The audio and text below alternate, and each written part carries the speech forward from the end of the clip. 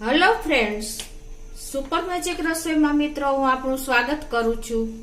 આજે હું લસણને એકદમ સરળ રીતે કેવી રીતે ફોલવું ને એકદમ મેથડ ઈઝી બતાવવા જઈ રહી છું। તો તમને મારો વિડીયો ગમે તો લાઈક કરજો, શેર કરજો અને સબસ્ક્રાઇબ કરવાનું તો ભૂલતા જ નહીં। તો મિત્રો આપણે લેડીઝ લોકોને જો લસણ ફોલવું ને એકદમ આપણને માથાનો દુખાવો થાય છે કે કેટલી મહેનત પડે છે ને ત્યારે લસણ આપણે ફોલી છીએ। એમાંય જો મિત્રો લસણ ભેજવાળું હોય કે ચોમાસું હોય ત્યારે તો સાવ લસણ પેલું થઈ જાય છે। તો તમારે શું કરવાનું, આને તમારે ફૂલ તડકામાં અડધો કલાક રાખી દેવાનું, એટલે તમને બહુ ઈઝી પડશે બધી રીતે। હવે જે આ લસણ રેસ્ટોરન્ટ વાળા આ રીતે ફોલે છે, હું તમને જે મેથડ બતાવું છું ને એ લોકોને તો ક્વોન્ટિટીમાં ફૂલ હોય, એટલે ઈઝી મેથડ તમને હું આજે એની બતાવવા જઈ રહી છું। તો એમાં શું કરવાનું છે, તમારે આ લસણ લેવાનું છે, પછી એની ઉપરની ડંઠલ થોડીક આ રીતે કટ કરી નાખવાની, અને પછી એમાં તમારે બીજું કાંઈ કરવાનું નથી મિત્રો। આ રીતે તમારે સીધું એને કટિંગ જ કરવાનું છે। જો આ રીતે તમે કટ કરતા જશો ને એટલે ઈઝી તમારું લસણ બધું ઓટોમેટિક એના છોતલા છૂટા પડતા જશે। જો આમાં તો કાંઈ ટાઈમ જ ન લાગે મિત્રો।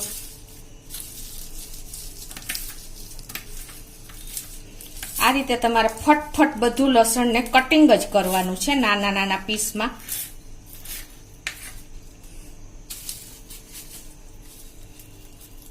આવી રીતે તમારે પાછળનો ભાગ પકડી લેવાનો અને એની ગાંઠ છૂટી કરી નાખવાની।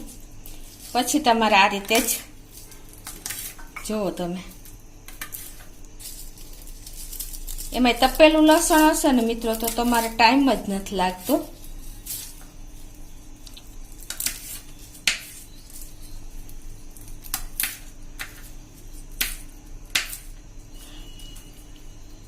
સીધો તમારે લસણનો ગાંઠિયો જ કટ કરવાનો છે।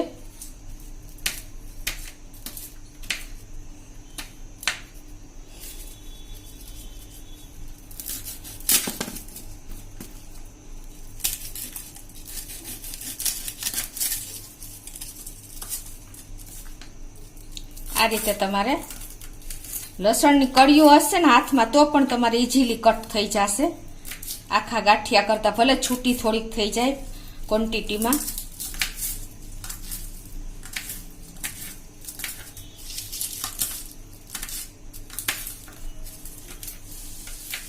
આ રીતે તમે કિલો લસણ હશે ને મિત્રો તો પણ તમે ઈઝીલી એને 5-10 મિનિટમાં તમે છોલીને તૈયાર કરી શકશો। જો આ પીસ થઈ જાય છે ને લસણના એટલે કોઈ ટાઈમ જ નથી લાગતો, કેમ કે નાના નાના પીસ થાય છે એટલે ઓટોમેટિક એમાંથી એના ફોતરા છૂટા થતા જાય છે મિત્રો।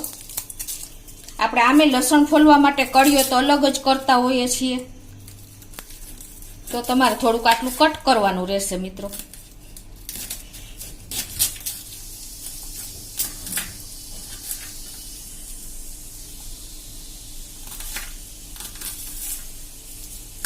બસ આ રીતે બીજું કાંઈ આમાં કરવાનું નથી, ખાલી તમારે લસણ જ કટિંગ કરવાનું છે।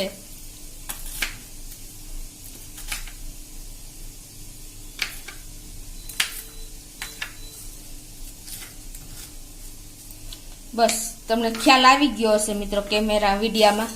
જો આ રીતે તમારે કટ જ નાના નાના પીસમાં કટ કરવાનું છે। હવે તમારે શું કરવાનું છે,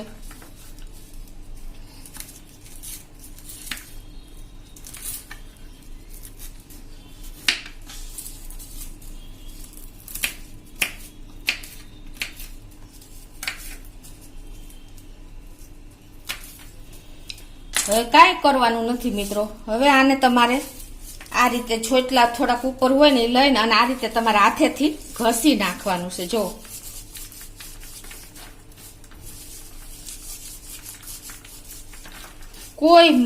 તમારે કોઈ ઝંઝટ જ નથી આમાં બીજી, ખાલી તમારે હાથેથી મસળી નાખવાનું છે આ રીતે।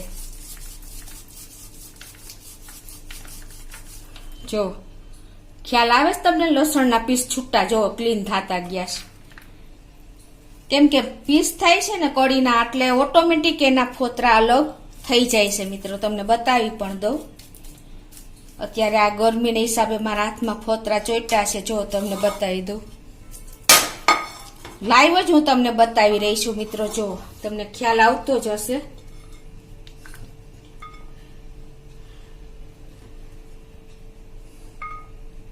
છે ને મિત્રો, હું કાંઈ વિડીયો મેં કટ કર્યા વગર તમને બતાવી રહી છું.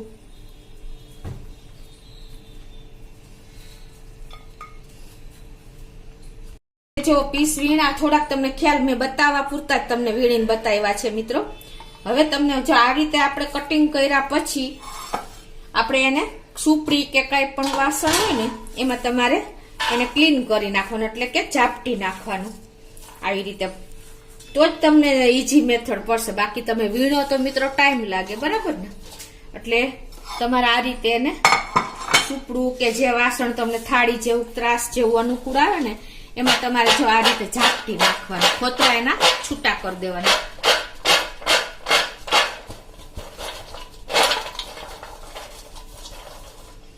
આવી રીતે જો અત્યારે એકદમ ગરમીના હિસાબે ફોતરા એકાબીજાને ચોટી ગયા છે, એટલે તમને ખ્યાલ નથી આવતો. જો છે ને મિત્રો,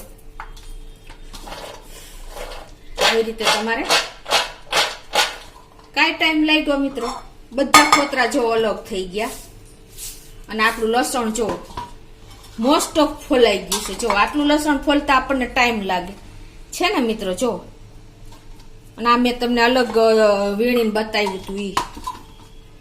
જો આમાં તમને ખ્યાલ જ આવી જતો હશે. મોસ્ટ ઓફ કોક જ કળી રહી છે, 2 થી 4 પીસ એવા નથી ફોલાણા. જો આ તમને બતાવી પણ દઉં, જે નથી ફોલાણા ના ઈ જો આટલા મિત્રો એમાંય ફોલાઈ જ ગયા છે ઓલરેડી. બાકી આ બધા ફોતરા છે, તમને ખ્યાલ નજીકથી બતાવી દઉં. જો મિત્રો છે ને, તો આ રીતે મિત્રો તમે કટિંગ કરતા જાશો. ગમે એટલું કિલોના કિલો લસણ હશે ને તો પણ તમારે ઇઝીલી તમે લસણને રિમૂવ ફોતરા કરીને જલ્દી ઇન્સ્ટન્ટ ઉપયોગ એનો કરી શકશો. બાકી તમે જો હાથેથી ફોલશો ને તો બહુ ટાઈમ લાગે છે મિત્રો. આ રીતે જ તમારે આ મેથડ ઈઝી પડશે. તમારે આમાંથી જે ફોતરાવાળી કળી છે ને એ તમારે અલગ લઈ લેવાની. બાકી તમારું લસણ ઓલરેડી તૈયાર જ છે.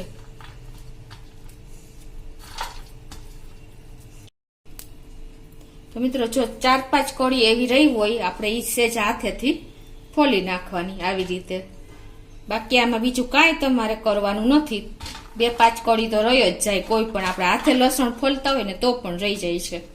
તો તમારે પછી એને આ રીતે ફોલીને અને એના ફોતરા અલગ કરી નાખવાના આવી રીતે, બરાબર. બાકી તમારે એક એક કળી નહીં ફોલવી પડે મિત્રો.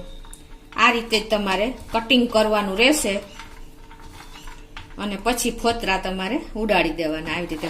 સુપડી કે કાંઈ પણ જો મેં અત્યારે આમાં બધું વીણી વીણી નાખ્યું છે, એના પણ હું ફોતરા થોડાક છે એ ઉડાડી દઉં.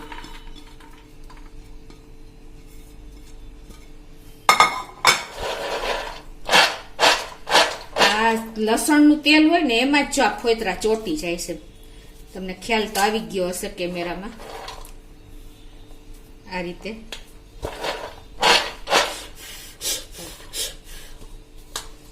જો મિત્રો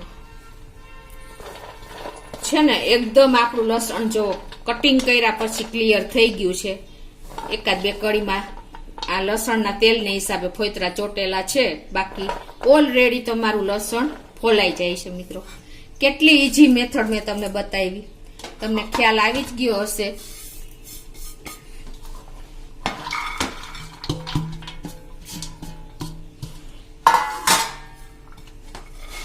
છે ને મિત્રો, કેટલું લસણ ફોલાઈ ગયું. આવી રીતે તમારે જો કિલો કે વધારે ક્વોન્ટિટીમાં લસણ હોય ને તો તમારે કાંઈ કરવાની જરૂર જ નથી પડતી. તમારે ખાલી આ લસણને થોડીક વાર એકદમ ભેજ લાગી ગયો હોય, ચોમાસું હોય કે કાંઈ પણ હોય, તો તમારે તડકે મૂકી દેવાનું 1/2 કલાક ફૂલ તડકામાં. અને પછી તમારે સીધો લસણનો ગાંઠિયો લઈને અને થોડુંક ચપ્પુ ધારદાર રાખવાનું અને કેર કરવાની કે હાથમાં ન વાગી જાય. અને પછી તમારે આ રીતે એને લસણનો ગાંઠિયો હાથમાં લઈને અને કટિંગ કરી નાખવાનું આવી રીતે નાના નાના પીસમાં. જો નાના પીસમાં કટ થાય છે ને એટલે ઓટોમેટિક લસણમાંથી એના જે ફોતરા હોય એ છૂટા થઈ જાય છે મિત્રો. અને પછી તમારે સુપડી કે કાંઈ પણ વાસણ હોય ક્વોન્ટિટી પ્રમાણે અને કટિંગ કર્યા પછી તમારે સેજ આ રીતે હાથેથી તમે ઘસી નાખવાનું. એટલે કોઈ પણ જો ફોતરા રહી ગયા હશે ને તો પણ તમારા નીકળી જશે. ઘસશો ને એટલે ફોતરા રહેશે જ નહીં. જો એકદમ તેલ ઓઇલી વધારે હશે ને તો થોડાક ફોતરા એને ઓટોમેટિક ચોટી જાય છે. અને પછી તમારે એને સુપડીમાં લઈને આ રીતે ક્લિયર કરી નાખવાનું, એટલે કે ફોતરા ઉડાડી દેવાના. અને તમારું 5 મિનિટમાં તો મિત્રો તમે કેટલું લસણ ફોલી શકો છો. જો તમે મેં તમને બતાવ્યું જ છે ઓલરેડી. જો આ હોટલ વાળા લોકોને તો ક્વોન્ટિટીમાં લસણ એ લોકો આ રીતે જ ફોલે છે. રેસ્ટોરન્ટ છે, હોટલ છે, જે લોકોને ક્વોન્ટિટીમાં ફોલવાનું હોય ને એને મશીનની જરૂર જ નથી પડતી મિત્રો. આ એક આપણું આઈડિયા જ છે કે ઇઝીલી તમે લસણને છોતલા ઉતારીને કટ કરીને વ્યવસ્થિત તૈયાર કરી શકો મિત્રો. તો તમને ચોક્કસ મારો વિડીયો આ લેડીઝ લોકોને તો ખાસ ઉપયોગી થશે મિત્રો. તમે એક વખત ચોક્કસ આ રીતે ટ્રાય કરજો અને મને કોમેન્ટમાં જણાવજો કે તમને આ આઈડિયા કેવો લાગ્યો. અને તમને મારો વિડીયો ગમે તો લાઈક કરજો, શેર કરજો અને સબસ્ક્રાઈબ કરવાનું તો ભૂલતા જ નહીં.